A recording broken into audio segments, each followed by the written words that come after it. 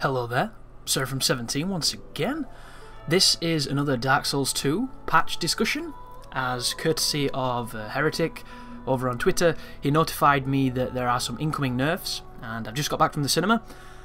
I googled because he didn't leave a link, you bastard, and lo and behold, there are patch notes for patch 1.6 that's going to be landing on Monday, June the 2nd at apparently 5 PM. I'm not too sure what time that will be on, but we'll soon see. And I'm using a translated page from GameFAQs to tell you what these the changes are going to involve.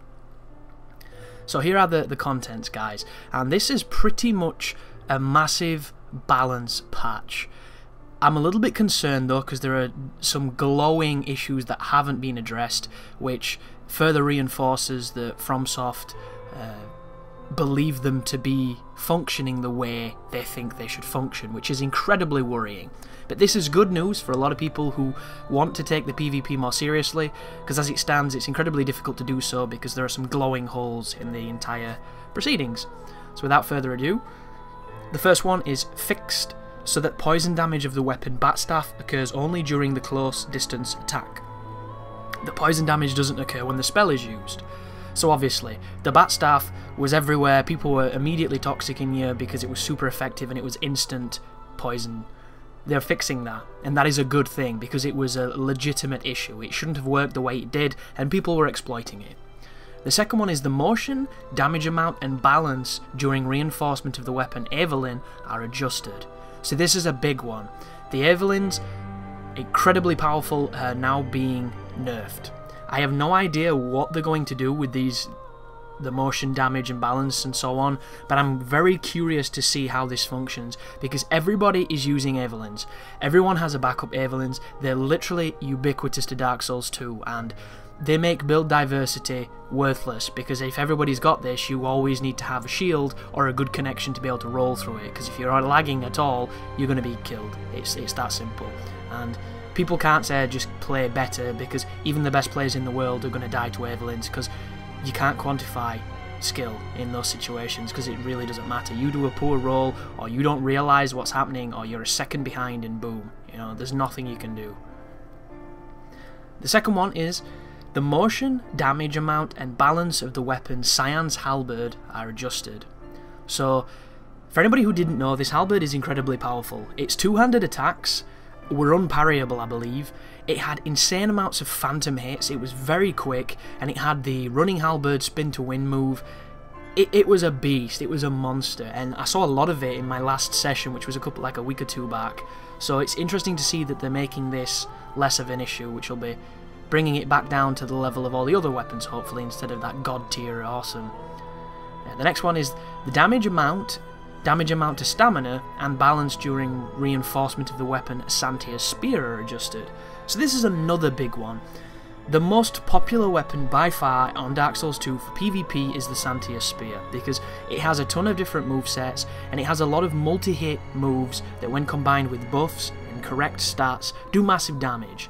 So now, hopefully, this weapon is going to take a little bit more skill to use, and there's going to be a lot of people who used it before who can't use it anymore and will hopefully go and try something different. I'm curious to see what will replace it as the go-to weapon for people who don't care about enjoying the PvP aspects, but I suppose we'll soon see. The next one is the motion of the weapon Pursuer's Greatsword is adjusted.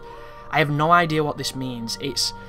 When they say the motion of the weapon, I assume they're either speeding up the swing, slowing it down, or maybe changing the animation, which would be kind of insane, so it has to be something related to swing speed. Did the Pursuer's Greatsword swing faster than the others? I don't really remember it being so. Was it a really good stun-locking weapon? I can't say I've ever used it in PvP, so who knows. But it's being tweaked. Is it for the better? I guess we'll find out. Right, the parameters of the armour, Kale's leather armour and Kale's shoes are adjusted. Two pieces of armour that I really love. I hope they're making them better, because I've worn that armour myself maxed out and it doesn't even give you over 100 resistances to my knowledge, so nerfing it just doesn't make any sense when everybody's wearing fucking Havels anyway. But the Hex's correction value of the ring Abyss Seal is adjusted. So I don't know if this is lowering the amount of the modifier it gives you or increasing the amount of the modifier, or if it's increasing how much damage you take when you use a hex, or decreasing it. So it's obviously getting some attention, but we'll have to see what that means. I wish the patch notes were, you know, bullet precise, but they're just kind of not. And these are a translation, so, you know, much credit to the person who translated it. Next one, the damage amount balance of the spell Great Resonant Soul is adjusted. So Great Resonant Soul is being nerfed. There's no way they're making it more powerful, because I don't think you can. That is a good thing, because it is easily the most frequently seen spell that you're going to come across, and it's very quick, it hits very hard.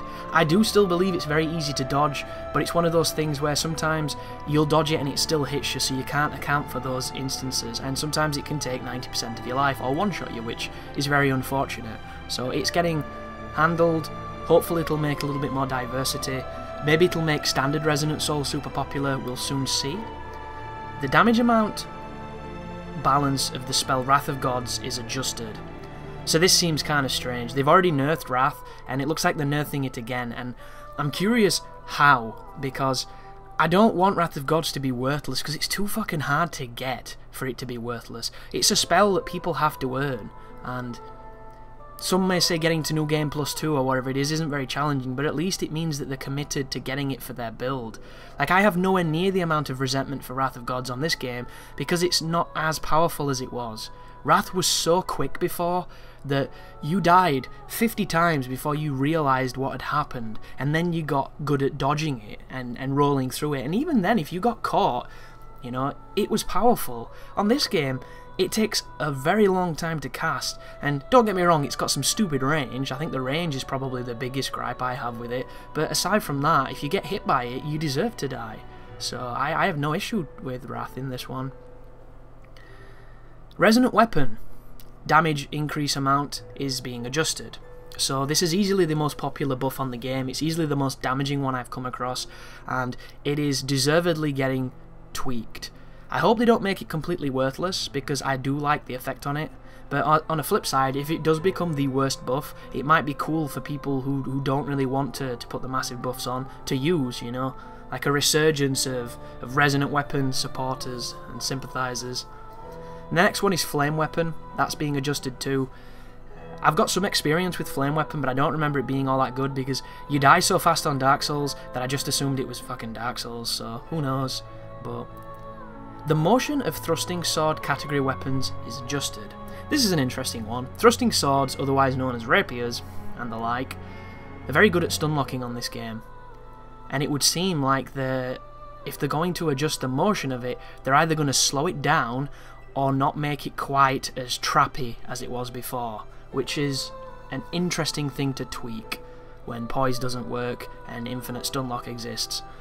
So I have no idea how that's going to affect those weapons. I didn't see a lot of rapiers, and when I did, it was always the same strategy. It was the poke, poke, poke, poke, poke, poke, poke, and if I miss, I'm fucked, or double and just try and poke with that. There was never anybody using them tastefully. It was always just the stun lock spammers or the force into stun lock spam nonsense that you see. So hopefully it'll make them a little bit less cheesy and a little bit more enjoyable to fight. The next one is the dual-wielding attacking motion of Great Axe category is adjusted. So, I don't think I've ever dual-wielded Great Axes, so I'm not entirely too sure what is so powerful about it or what is so shit about it that it needs to be adjusted. I'm curious if they're speeding it up to make it more viable, or if they're slowing it down to make it less dangerous. Very curious, you'll have to let me know, guys. I'm sure somebody's experimented with them. Parry motion of curved sword category weapon is adjusted. So this is the one that everybody's going to be happy about, and except for me, because I really don't think that the way that the monetary scimitar works is a problem, and that's not coming from somebody who, you know, likes to use it and likes to cheese people with parries. I think all the parries should work that way. The thing that I disagree with personally is the ability to cancel the parry animation so that you can do the backstep and the roll strategies. I think if every weapon parried the way the scimitar did, parries would be a legitimately feared prospect of fights, and it would make them much more tactical and much more interesting. But the problem with that situation is there are weapons that can't be parried, so it would turn into a system of all the top tier PvP or all the really competitive PvP would be people using unparryable weapons, and that's about as fun as licking batteries. So it's an interesting thing that they've addressed. I'm curious to see how it works, because a lot of the other ones work really well as well. They just don't have that immediate parry. There's still a delay on them, and the scimitar did. And a lot of people think that the monastery had a larger window, and I really don't feel that way. I just think it was the fact it was instant and the others weren't. But either way, it's obviously being addressed, and we'll see whether or not this is a good or a bad thing. A lot of people are going to be happy with this, just not me. So, the balance of weapon enchant by spell is adjusted. I don't know what this means. I don't know if this... because it says by spell, so it's not actually going to a blacksmith and messing around with that stuff. It makes me think that perhaps they're tweaking the amount of the modifier that buffs do. It could possibly be that. I want it to be the changing the damages of enchanting weapons and scaling, because how the hell have they not made traditional scaling better than elemental? It doesn't make any sense. So that could be that, just worded strangely because of a poor translation, or just, you know, crazy English to Japanese to English confusion. I don't know. It's hopefully it'll be a bit more transparent and clear when the patch drops. And then the next one, and the final point here, is the affection degree to the spell effective time is adjusted to fluctuate depending on the status value. What the fuck does that even mean?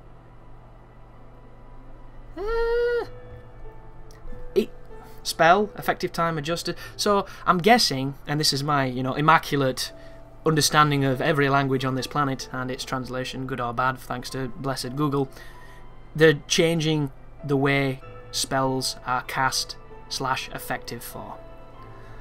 I'm curious as to which ones they are. It makes me think maybe it's going to be some of the AoE ones, like the Dark Storm and the Scraps of Life, maybe.